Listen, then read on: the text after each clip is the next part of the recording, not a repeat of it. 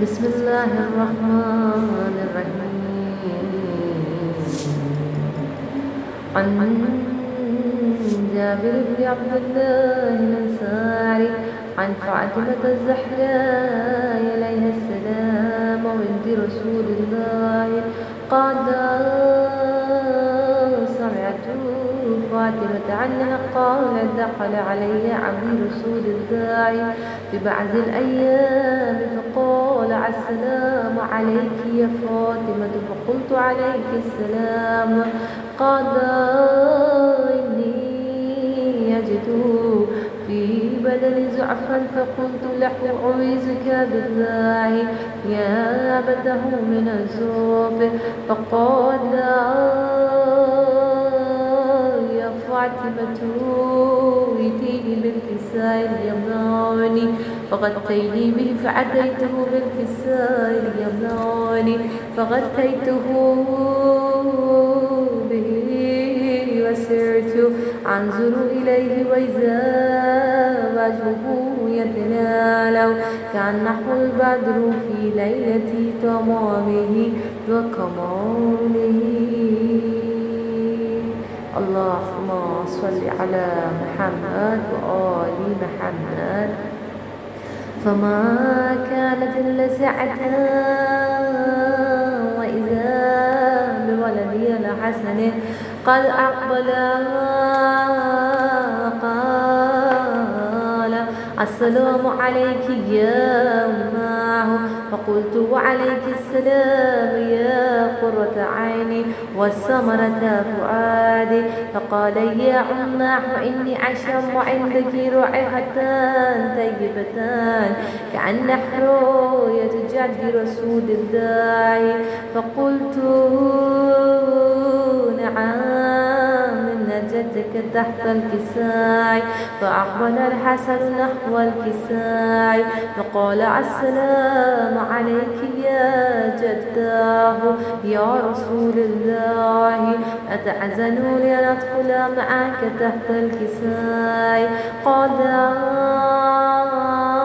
وعليك السلام يا ولدي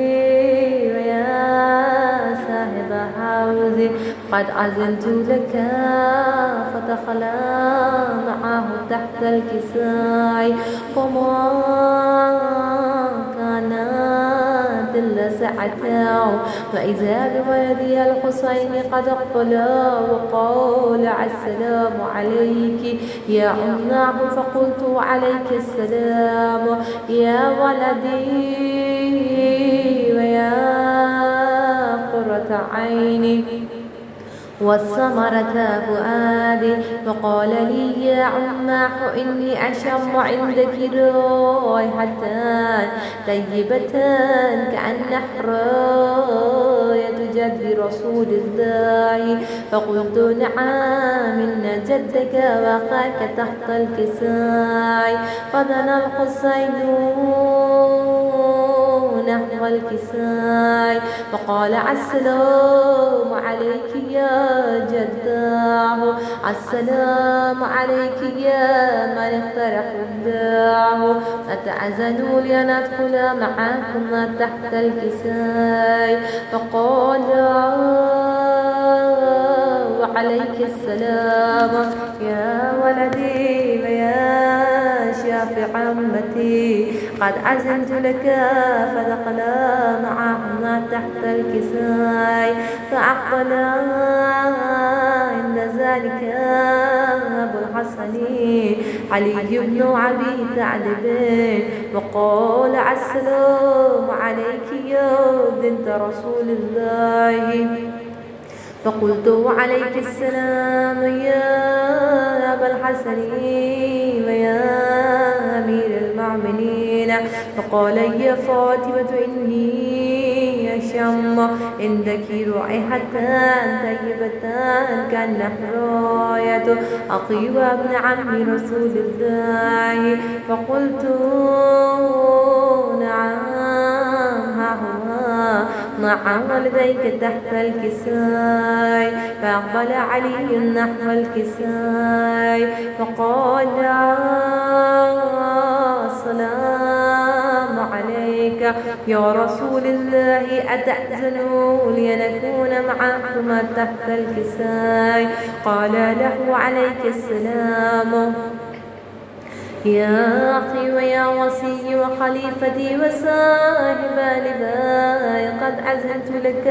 فدخل علي تحت الكساء وقلت السلام عليك يا أبته يا رسول الله، أتأذن لي أن أكون معكم تحت الكساء؟ قال عليك السلام يا بنتي ويا بلعتي، قد عزلت لك. فدخلت تحت الكساء ولما اكتملنا جميعا تحت الكساء أخذ برسول الله تحت الكساء أخذ برسول الله بترافي الكساء ووضع بيده اليمنى إلى السماء وقال اللهم إن هؤلاء أهل بيتي وخاصتي وحامتي، لحمهم لحمي ودمهم دمي، يؤلموني ما يؤلمهم ويحزنوني ما يحزنهم. أنا حرب لمن حاربهم وسلم لمن سالمهم وعدو لمن عداهم ومحب لمن أحبهم، إنهم مني وأنا منهم. فاجعل صلواتك وبركاتك ورحمتك وغفرانك ورضوانك علي وعليهم، وعذب عنهم الرجس وطهرهم تطهيرا. اللهم صل على محمد وآل محمد.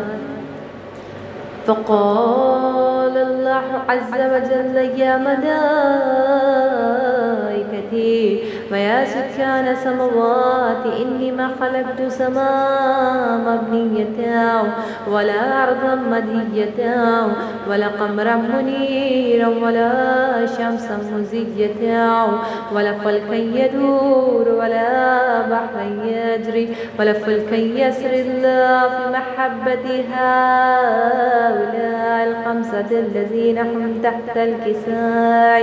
فقال الأمين جبرائيل فقال يا ربي ومن تحت الكساء؟ فقال عز وجل هم أهل بيت النبوة ومعدن الرسالة، هم فاطمة وأبوها وبالها وبنوها. اللهم صل على محمد وآل محمد. فقال جبرائيل يا ربي أتأذن لي أن أهبط إلى الأرض لأكون معهم سادسا؟ فقال الله نعم قد أذنت لك. فحابت الأمين جبرائيل فقال السلام عليك يا رسول الله، العلي الأعلى يقرأك السلام ويخصك بالتحية والإكرام ويقول لك وعزتي وجلالي إني ما خلقت سماء مبنية ولا أرضا مدهية ولا قمرا منيرا ولا شمسا مزية ولا فلكا يدور ولا بحرا يجري ولا فلكا يسري لأجلكم ومحبتكم، وقد أذن لي أن أدخل معكم، فهل تأذن لي يا رسول الله؟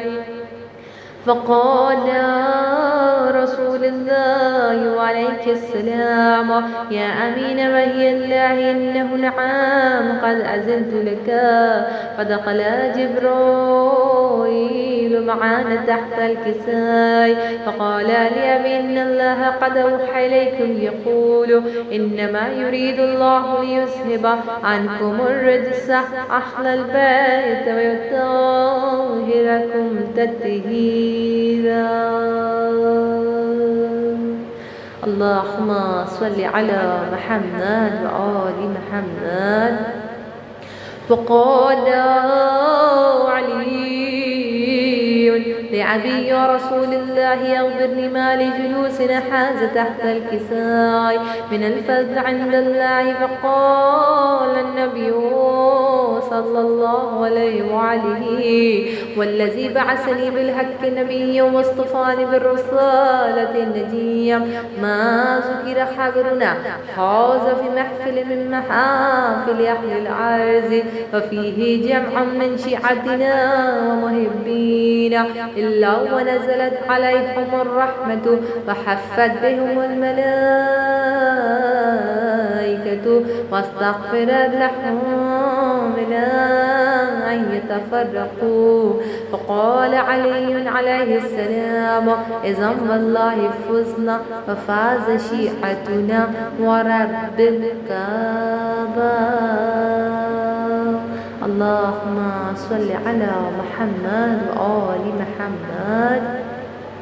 فقال أبي رسول الله صلى الله عليه وآله يا علي والذي بعثني بالحق النبي واصطفاني بالرسالة النجية ما ذكر خبر نحاز في محفل من محافل أهل الأرض وفيه جمع من شيعتنا ومحبين وفيهم محموم إلا فرج الله عنه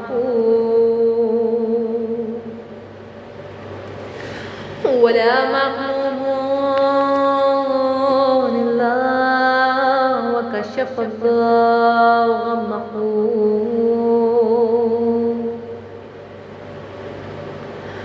ولا تعلبوا حاجة إلا وقضى الله حاجته. إلهي آمين يا رب العالمين.